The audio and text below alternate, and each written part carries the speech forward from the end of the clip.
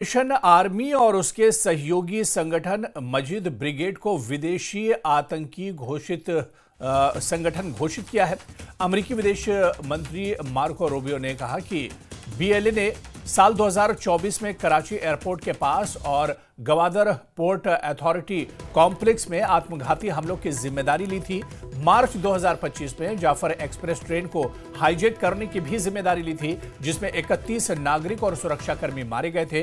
300 से अधिक यात्रियों को बंधक बनाया था। अमेरिका की ओर से यह ऐलान ऐसे समय हुआ है जब Pakistani army chief Asim Munir America दौरे पर है। बीएलए एक संगठन है जो पाकिस्तान के बलूचिस्तान प्रांत की स्वतंत्रता के लिए लड़ रहा है। इसकी स्थापना साल 2000 के दशक की शुरुआत में हुई थी। तो बीएलए ने पाकिस्तान में कई हमलों की जिम्मेदारी ली है, अमेरिका मानता है, और आसिम मुनीर के यूएस दौरे के बीच ये बड़ा ऐलान अमेरिका की तरफ से किया गया है। दरअसल बलूचिस्तान की आज़ादी के लिए बीएलए लड़ रहा है। अमेरिका ने बीएलए को आतंकी संगठन घोषित किया है।